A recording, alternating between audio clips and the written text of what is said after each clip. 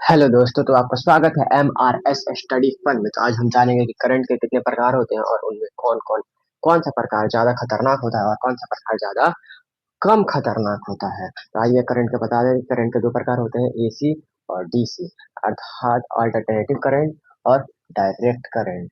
अब alternative current और direct current का मतलब क्या होता है? तो अल्टरनेटिव मतलब ऊपर नीचे, और डायरेक्ट करंट मतलब डायरेक्ट सीधा जा रहा हो।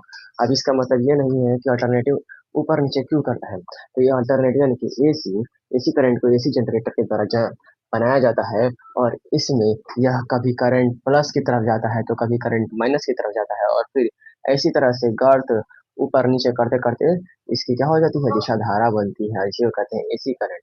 और डीसी करंट इसी के ठीक विपरीत है। यह प्लस में ही चलता है, यह माइनस में कभी नहीं जाता, और यह सीधी रेखा में गमन करता है। लेकिन अगर इसका ग्राफ बनाया जाए तो यह इस तरह से चलता है। यह एक बार ऊपर जाएगा, अपनी उच्चतम सीमा को छूते हुए वापस नीचे आएगा, और फिर मूल रेखा को छुएगा और फिर वापस से ऊपर जाएगा। इस तरह से क्या करता है, जाता है। ये है एसी और डीसी करंट।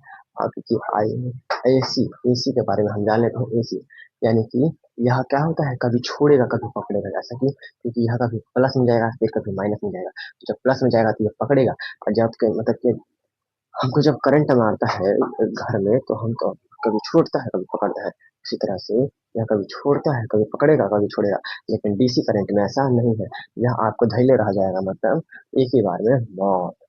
और यह 220 वोल्ट हमारे घर में आता है।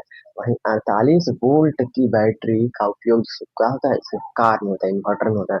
अर्थात सोच लीजिए कि कितना खतरनाक है हमारा कौन सा करंट, डीसी करंट। और यह कम खर्चालू होता है, अर्थात हम इसको कहीं पर भी क्या कर सकते हैं, ट्रांसपोर्ट करने में ज्यादा खर्चा नहीं होता। लेकिन इसको कहीं पर भी ट्रांसपोर्ट करने का होता है, ज्यादा खर्च होता है।